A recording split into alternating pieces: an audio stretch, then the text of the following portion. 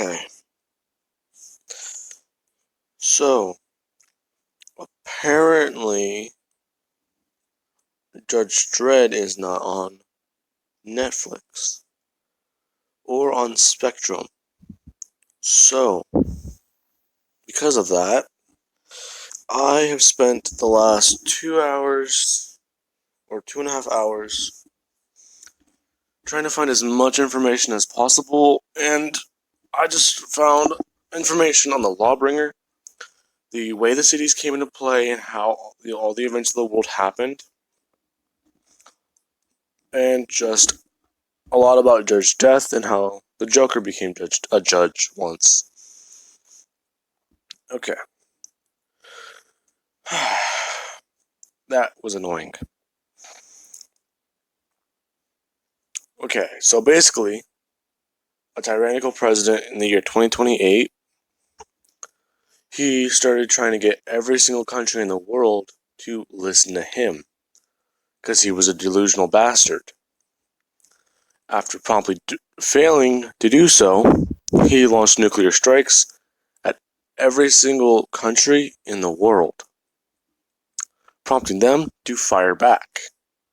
And the reason he was not worried about them is because he had a missile defense system in place, which not only failed, it basically left from New York to, I believe it's New York to Florida, left, forming Megacity 3, or Megacity 2, and Texas in itself survived, leaving Megacity 3 and Megacity 1, which is basically the West Coast. So those three cities are survived, but they're surrounded by barren land, which is basically radiation zones so uninhabitable nothing grows there, or it's just surrounded by mutants or infested by them. Now, that's a lot of the stuff I found on it. I didn't go into the whole mutants or the fatties explain section.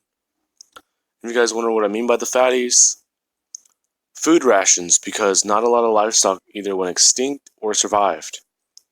So, to counteract that, I'm going to be saying that a lot of different doomsday preppers and big companies, whenever this president started talking about this, they started bringing livestock and making facilities underground. Like a certain video game company I will not mention because they might try and copyright me for using this in a what if. I don't know if they can do that, but they might do that. They would make underground safe houses large enough to be considered their own public complexes. But they will not have the sadistic science behind it, so they are actually survivable and inhabitable. You know what that means? Another settlement doesn't need your help. Okay. Now, because of this, let's say that the Yayorozu family, before they went, this is before World War III started, they actually helped found a subdivision of companies together and banded together underneath one little banner of survival. So money was no problem, resources were no problem, and everything was no problem. So they gathered as much animal species left that they could find or that were still on the planet, pulling in squids, oysters, clams, a lot of Japanese stuff, especially beef, pork, chickens. They basically took as much as the animals that they could on the planet and just went underground with them. Now, after going underground for about 200 years, basically they would have had a device that would tell them if it was safe or not to come back onto the surface, whenever the radiation died down long enough. So Momo has actually spent a lot of her life underground. And Todoroki, let's say he grew up with her, so, actually no, that would not make sense. 5 was just from a rat. So, actually, yeah, let's go with this. As soon as they came out from underground, they would have seen that the world is the way it is, and Endeavor and Todoroki and Endeavor's family, they still exist, but they just were on the surface or on the moon. But they were in one of these megacities in Japan. Now, because of this, Momo's family, they would have gotten infected with the quirk virus, so they would have went underground with it and actually discover this that they have quirks. But they would be restricted from using them because of, well, hey, that fire quirk may not be very safe in this flammable area. You know what I mean? Now, speaking of that, that is going to be my reason and explanation for food source. Basically, not only do these companies all provide farmland and everything they need to survive and sustain their society, let's say that some megacities are actually built on floating ground. Floating ground is essentially ground built over water. Okay, that's not going to work. Never mind. Oh, God. No. Okay. Let us cut back to Deku, Uraka, and Baka. Now, Deku was he was talking about how he saw the judge. The judge looked at him and gave him a funny smile.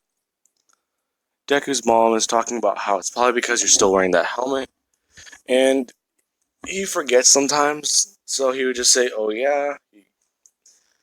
He does forget, but it's still pretty great. Because he essentially got a judge to recognize him, or look at him at least. Now,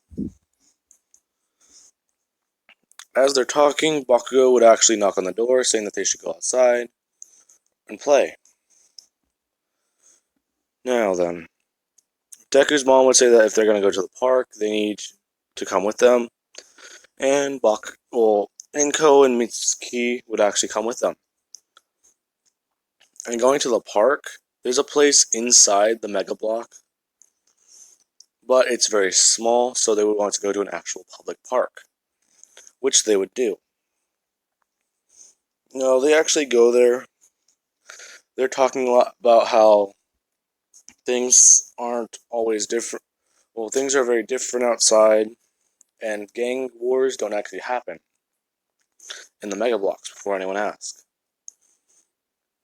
Hang on, please. Okay, now then. They're both catching up and they're talking about this, and this is whenever, let's say, some older kids would try and bully Bakugo and Deku. They're talking about this, and these guys actually do have quirks. And let's say one of them had a fire quirk, and they're looking at Deku. They're saying that his quirk is stupid because all he can do is throw around objects and pick them up. He would say that that's only one of his quirks, and he would then start breathing fire towards these guys, trying to scare them away. Now, a hero would have actually been observing this entire situation from nearby, because they would at least probably have heroes stationed at certain places, because they're more tactical and like a police force. So they would have a hero patrol near the park. Now, the heroes don't want to just jump in straight away, and they're observing this. And they saw the whole scenario go down, so they saw the kids punch and start beating up Bakugo. Bakugo would have tried retaliating with his explosions, but one of the other kids had a hardening quirk.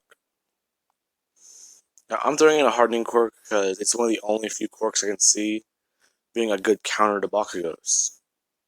Aside from Kirishima's, and a quirk with distance, like Todoroki's.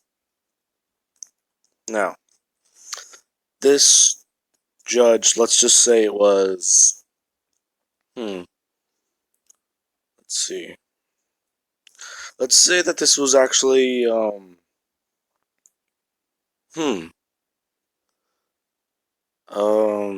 No, that guy would not work. Hang on, let me figure this out for a minute in my head. Okay, I don't know why, but I immediately just figured out who I wanted it to be. I literally just paused it for a second, and then I just had to unpause it as soon as I figured out who I wanted it to be. You guys are not gonna guess. Okay. Now, this is one of the kids. They would actually go throw a punch at Deku and Bakugo. Deku would immediately start using his telekinesis to try and pick them up. And as soon as he does this is whenever the kid, they would all start laughing all at once. Like, everyone's laughing. And this is whenever Mitsuki and Inko would actually start running over, and they're asking what's going on, because they essentially cannot stop laughing. This is whenever a woman with a bandana, and she's in her hero outfit, but she still has the judge badge on her. Just the patch, not the whole suit. She would say that she observed the situation and she gathered that these boys were bullying these boys. And usually, heroes don't intervene, or usually I don't intervene with this sort of situation. But it seems that your child or your children, their quirks, if they use them in such a public place without regard or safety, they might actually destroy or blow up this entire area. But it is not their fault. So these boys, as she would then grab both the two by the collar and stare one down, saying that they are going to be doing 160 hours of community service. Which, if my math is correct, that is about... That is 8 hours shy of 7 days. Now, because of that, these boys would immediately just start saying that that's not fair, they didn't do anything wrong. And she would just give them a stern look, and then they would all just start laughing again. And it gets to the point where they just start crying, and they cannot breathe very well. And she would just take them in. Now, after that, let us cut back to Deku, and let's actually age him up a bit. Let us cut to around the last day of middle school. They're all talking about how they're going to be heroes, and that they are going to be great. And Deku's talking about how he's going to be he's going to be a hero, but he's also going to be a judge. People are looking at him because they're thinking that why try and be both? But let me just tell you, he's still going to be a hero, but he's just going to call himself the judge. He's not the jury or the executioner, because those laws don't apply anymore. Now, Deku is talking about how he's going to be a judge, and he's going to be the next Judge Dredd, or he just goes on a whole rant about it. Bakugo would just stand up laughing at him, saying that you need to stop holding on to that little childlike fantasy, because you can't really be a judge. You let alone just try and be a hero. You're best at being a hero than trying to be a judge, because they are outlawed now. You can't really be a judge because it requires the lawbringer and the fact that you essentially have to deliver penance on the spot, which is now illegal. Which they're still trying to find out who those, or they're still trying to clear up that whole thing about the Justice Department. Because since the laws will be different in Japan, I don't know if judges would be there. I only know that they're in the megacities in the US. But there's probably going to be a loophole which would allow them on Japanese soil. Now, what I mean by a loophole is essentially the laws probably would not have been updated or changed, which basically means that they're still, actually, since they wouldn't have changed, they would not be allowed on soil because the laws did not change. I was right about that, okay. I confused myself in the head because I'm thinking, wait, if the laws changed, they wouldn't be allowed there, but If they stayed the same, they still wouldn't be allowed there because murder is still illegal. Wait, that kills people. Anyway, now then, because of this, Deku, he just says that he doesn't care, and he'll just embody everything a judge used to be. Because he's just like Judge All Might. Now, Judge All Might. I know everyone might be confused on what I mean by. Basically, there's a whole league of vigilantes that just are trying to be judges. They essentially have the old gear, they've made the gear, or they've made the gear and they have made the old-timey Mark 1 version of the Lawbringer. And they try to do justice, but anytime anyone sees them in full kit, they are immediately just arrested.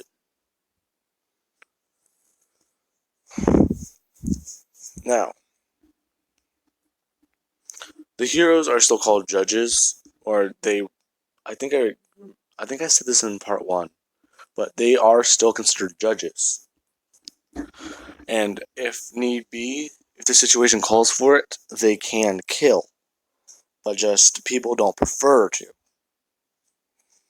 Because it's not the right thing to do. It's just a question of your morality. Now, because of this,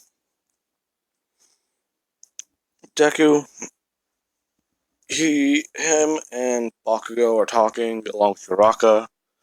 They're all talking about how they're going to be going to UA. And let's cut to the walk home.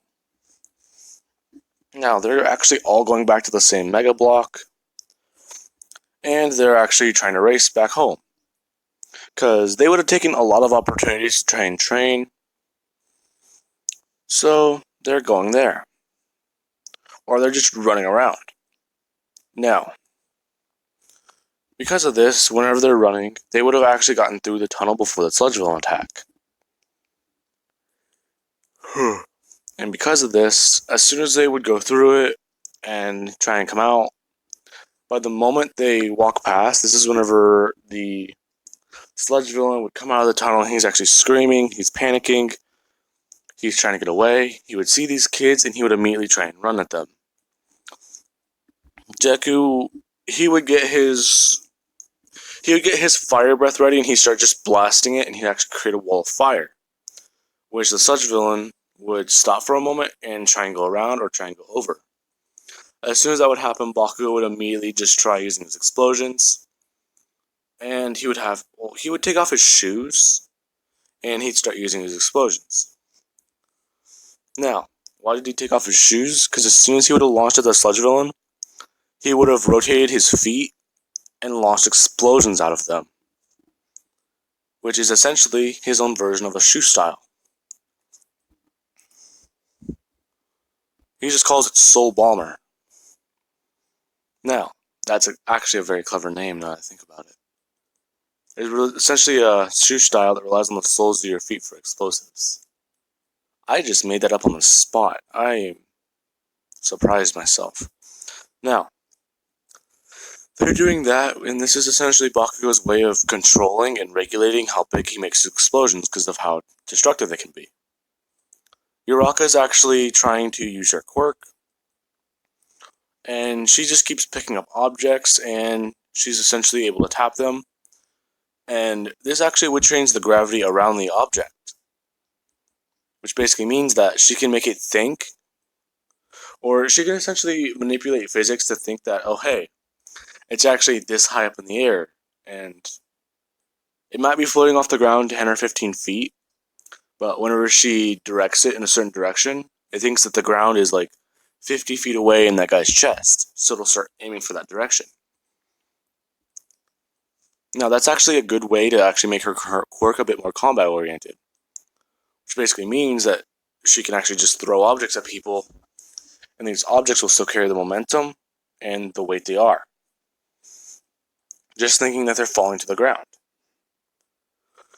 Now, because of this would actually make her quirk a bit better. Except she can still just release it like normal. Now, they're actually all fighting, and this is whenever a lot of people would hear this, and judges would come over, and they're looking as they see that these three kids are. It looks like they're harassing a man, but as soon as All Might would appear, he would throw a Detroit Smash and actually obliterate the sludge villain, and extinguishing Deku's fire. As soon as that would happen, All Might would immediately just look at these three, and they would all immediately tense up and just comply with whatever All Might is saying. He is asking them what are they doing and what happened. All three of them would give the explanation that that thing came out of the sewer, it was screaming, it was erratic, and it actually tried to attack them. So they were using their quirks to defend themselves. Now, after that, All Might is saying that that is fine, and they are essentially free to go. Now, Baku would actually get his shoes and put them back on. And Deku would pull out a bottle of water, actually drinking it. Because throwing all that fire around can actually probably burn your throat, or at least dry it out, along with give you dry mouth. Which, I already know dry mouth is not fun. Now, afterwards, they're talking about what they need to do, or what they need to do for training. Deku's just saying that they can go back to that gym, because he thinks there's one in their Mega Block. And, wait. Okay, wow. I got a little too caught up in the story. Okay. I forget how fast time passes whenever I'm talking. I don't do that a lot. Now, I am going to be leaving this part off of here, guys. I am sorry for cutting it short in the middle of the sentence. I just kind of thought, wait, how far am I into this recording? Oh, God. Okay. Goodbye, guys. I'm going to be looking up a bit more information, and I will actually update this in a little bit. Catch you guys later. Oh, crap. I didn't